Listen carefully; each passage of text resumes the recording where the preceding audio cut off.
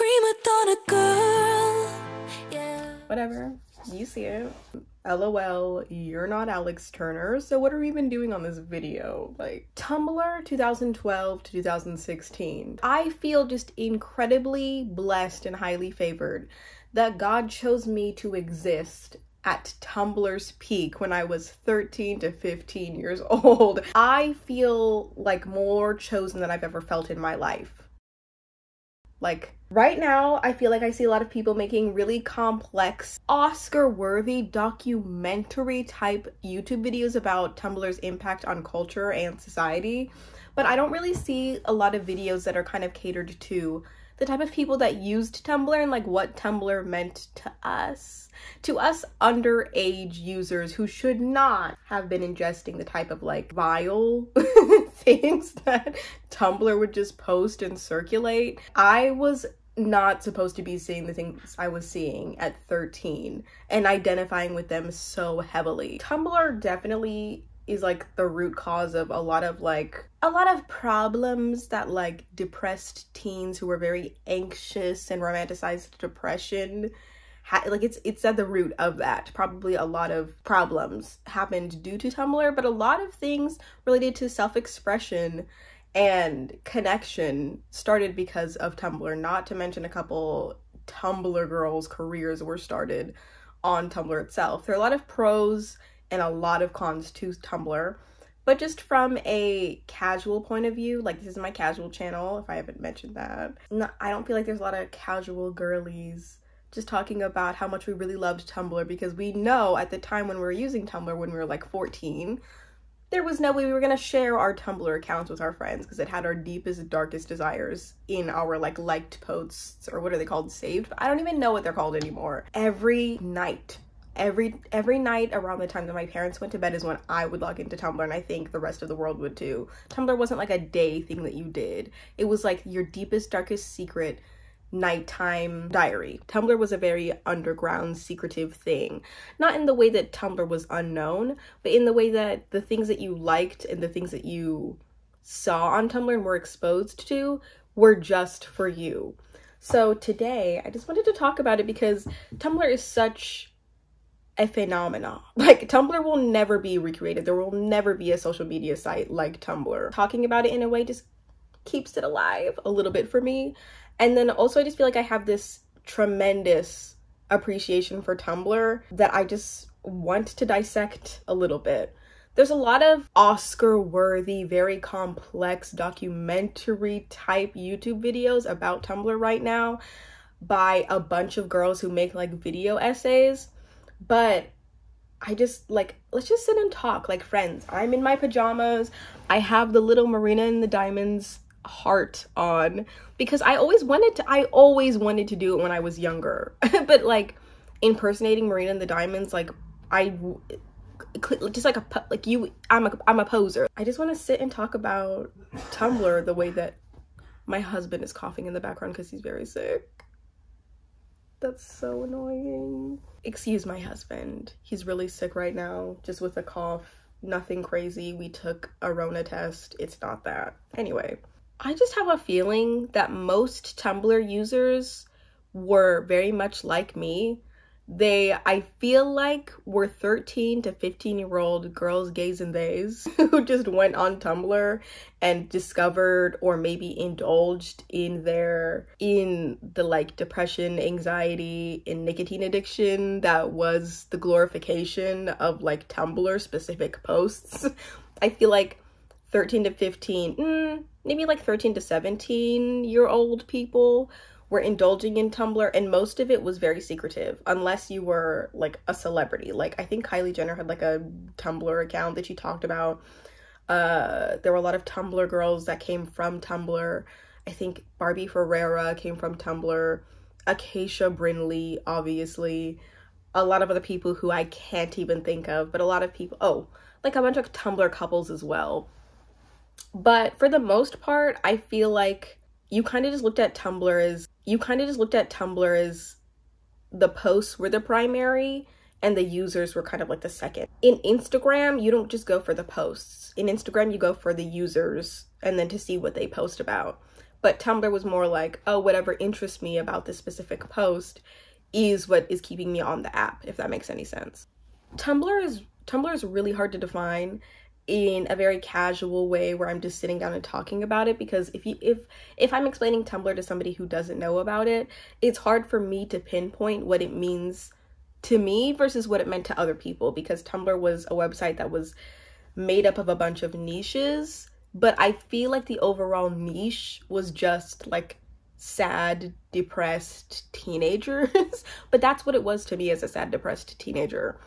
But I saw this video by Mina Lee, who defined it really perfectly. Her video on Tumblr and like how the Tumblr era may be coming back was phenomenal. That's one of the ones that I was talking about, how you can make Oscar-worthy, documentary-worthy content on YouTube. Yeah, you can just make Oscar-worthy documentary style content on YouTube, and it should be much more appreciated. Like, the work that she puts in is phenomenal. Anyways, she has a phenomenal definition of what Tumblr was and is. Tumblr is a social media platform that reached the peak of its popularity in the mid-2010s. As Refinery29 describes, circa 2014, Tumblr was home to a certain type of angsty teenage girl, one who wore her emotions on both her sleeve and public blog. Skinny black jeans with knee rips, a pair of Doc Martens, faded band tees, fishnet stockings, chokers, and denim jackets could be found in her wardrobe rotation. You could find song lyrics scrawled on the back of a Tumblr girl's hand, and heartfelt poetry written in the columns of her notebooks. Brooding was always encouraged. On top of those aesthetic elements, I would add dirty black Converse, plaid midi skirts, floral patterns, flannel, American Apparel, and neutral grayscale colors. Much of this style was also guided by a shared interest in indie pop like Lana Del Rey, Marina and the Diamonds, Arctic Monkeys, The 1975, Lorde, The XX, The Neighborhood, and Sky Ferreira. Tumblr to me was just a very secretive and at the same time very public community journal of like everybody's deepest, darkest desires and deepest, darkest secrets, and also a place where you would go to be triggered by your teenage angst, because that really was just it, is a bunch of teenagers sharing a bunch of other teenage angst with each other, in my opinion. Most things on Tumblr, most of the posts that you would read would just be like Arctic Monkey lyrics. Like, all of the things that you would read on Tumblr, all of the things that you would even maybe write on Tumblr would never be repeated outside of Tumblr unless they were you singing them at an Arctic Monkeys concert, like out loud. You would never repeat the things that were said out loud. Like, even the people who went as far as to like print out Tumblr phrases, I respect that so much, because I wanted to do that so badly. Like, the type of girls that would print out things like LOL, you're not Alex Turner on t-shirts and wear them. The BPD. The BDE.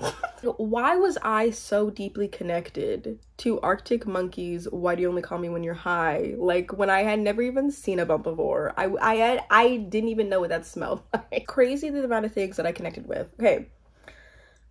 I use Tumblr for very specific reasons, and they're as follows. So I mainly looked at the posts, like, you know, the traditional Tumblr posts, because they all had a very specific aesthetic. Like, they were either a sunset, a scene from a movie, a screenshot from a music video, a deep quote that like spoke to you, a poem, or all of the above overlaid, like a really beautiful, highly edited scene of something, or like photograph. That's like the Tumblr aesthetic.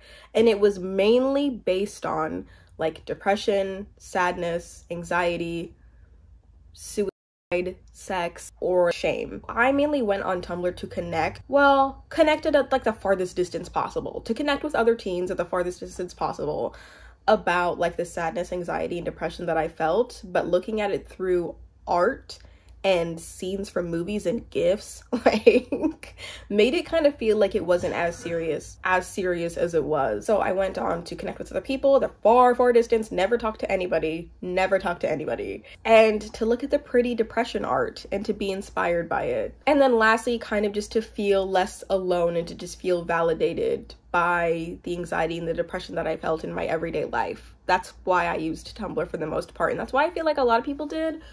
But at the same time, like, knowing the average American, the average 13 to 15-year-old, I kind of feel like the exploitation of suicide, anxiety, depression, sex, like porn and addiction in Tumblr was so alarming. The amount of suicidal posts I liked, I can't even wrap my head around the fact that grown adults put together Tumblr so that sad suicidal teens could all partake in it and enjoy it. That to me is so crazy and so exploitative.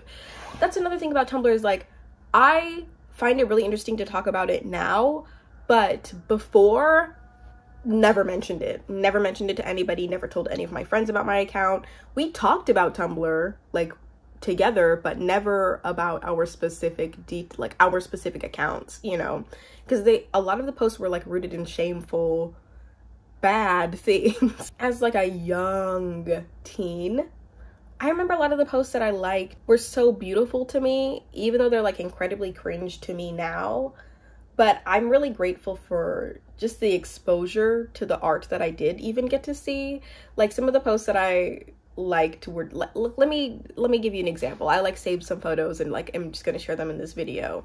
A lot of the things that were posted in Tumblr that were like considered art, I was more inspired by and fell in love with them more on Tumblr than I ever would at any museum, just because they were meant to speak to young people. Like, Tumblr's art had a very curated audience, and then also I imagine that the way that your feed worked, it was also like an algorithm the same way that TikTok and Instagram work. So it really was addictive because you would just scroll through hours and hours of photos and poems and jokes and just shower thoughts things to look at. But the things that I liked were things that kind of like hit me emotionally, like seeing a scene from American Horror Story about Evan Peters and his dying love for his girlfriend who he like his mom with, and then like, you know, that whole thing, that was crazy. About the anxiety, depression, and sadness, as a teen who moved around a lot, and as a teen who was like in the 8th grade when I started really looking through Tumblr, I knew, like, I couldn't tell anybody about my feed. There was one time my brother tried to accuse me of like using, I don't know if it was his computer or if he accused me of like interrupting him while he was looking through my dad's computer of using Tumblr. But there was one time when he was like, "Oh, Ruth, why are you on the computer looking at Tumblr?" And I was like, "You're so stupid. I would never be caught dead with my Tumblr account open." Like, are you kidding? Are you kidding? I would much rather walk down the street, break my legs, and then just sit there and call for help rather than somebody find my Tumblr account. Are you kidding? I felt like really validated a lot of the feelings that I felt related to the darker parts of me, if that makes any sense. Moving around a lot really played a large emotional toll on me, and I felt this like angst and rage that I really didn't like to express, especially like when you're 13 to like 15. You're not gonna open up and have deep talks about how you feel this immense sadness and about how you feel like you'll never get past this point. Like, you feel like you're never gonna feel good again. So then seeing posts that would describe that exact thing about like, oh, I feel like I'm never gonna be happy again, was almost more validating than just opening up to somebody about that. Because like, if they just misunderstood you, then it's like, fine, whatever, I'm gonna scroll on Tumblr and like feel better about myself. The like rage and angst and sadness and depression I felt, I just hid away for like a really long time. I think that I told my parents about it a little bit, but not to the extent of, I feel so sad that I feel like I'll never be happy again. There were moments when I can vividly remember when I was 13 being like, I am not connected to anything. I don't feel any stability. I don't want to be here. I want to go home, but like, that's not an option for me. And there's so little options for me to be happy that I just don't like want to be. One day a family member looked at me and they told me that I looked really sad. And I said, "Oh, I'm sad because of blah, blah, blah, blah, blah." And then this family member told me, don't be sad, happiness is a choice, just choose happiness, or something along those lines. I can't remember exactly what they said to me, but definitely what was said, at least the 3 words, was happiness is a choice. And I just remember feeling so just defeated, and that just threw me into an even deeper sadness and depression, being like, okay, you're telling me happiness is a choice, but here I am, 13 years old, can only make decisions based off the ones my parents have made for me. Like, I have no control in my life. Like, everything that I'm doing is based off of other people's decisions that are affecting me. I tried to like get into ballet. I tried to bring up like what are some like Bible studies that I wanted to go to. I tried so many things. And then also it was super unfair for me as a 13-year-old to hear like happiness is a choice when you have the least amount of choice in your life when you're that age or a child. So hearing that just made me feel like, okay, I don't have any friends. I can't make any choices because I don't have a lot of control in my life. I hate my life circumstances. Furthermore, threw me into the idea that like, okay, since I am trying to open up to somebody in my real life about my real problems, and I'm just met with, well, fix them yourself, I felt a lot of comfort and validation by a lot of the idle, sad depression posts that I saw on Tumblr, more than I had real life people that I trusted enough to open up to and tell about my extreme sadness. So as much as Tumblr was like really problematic and horrible, I also felt a freedom and an expression that I never felt anywhere in my real life. There are definitely some moments where Tumblr did not make it easier to get out of depression, because it really did. It also just enables depressed, anxious teens, I think, when you're constantly just posting depression, anxiety, when you're posting so much of that, it just puts you in this loop of like, oh, this is what I'm entertained by, this is what I'm validated by, this is what I'm entertained by, this is what I'm validated by. Very dark thing. But of course, when you're a teenager, like, that's a balance. It should have been a balance for me, but it wasn't. But I just remember, even though I'm lucky that I had the right mindset about how to handle things and how to move on from that sad, dark period in my life, because I really do owe a lot of my feelings being validated to Tumblr. And if I didn't have that, I think my will to live would have been a little bit smaller. Like, I'm laughing about it now, but it's really true. And although there were so many dark moments that I went to when I went to Tumblr, there were also a lot of light things. Like, I talked about the art. The art on Tumblr, the style and aesthetic really inspired me to go out and take my own photos. So during that time, I had a babysitting job that paid for me to have a camera. So I bought a DSLR and I decided to start taking my own photos on top of scrolling Tumblr and being validated by my feelings. Also found my voice and self-expression in Tumblr by looking at Tumblr style photography and just looking at it being like, oh my goodness, I love that. I want to try that and I want to do that. But I just loved the self-expression that Tumblr allowed me to have, and the feeling of like, oh, I see a beautiful thing, I want to make a beautiful thing based off this beautiful site that has inspired me to do so. Because although I did not take happiness as a choice as like a valuable lesson at all, in a way, as an adult, I can say that it has inspired me to choose creativity. Like, I loved the creativity of Tumblr, which is what turned me into a creative person, on top of like the creativity of Instagram. But like, Instagram was just not as real, of course, and as raw as Tumblr was.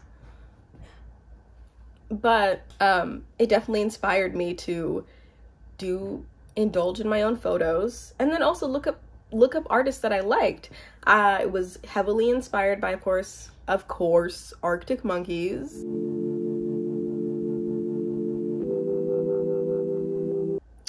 Marina and the Diamonds.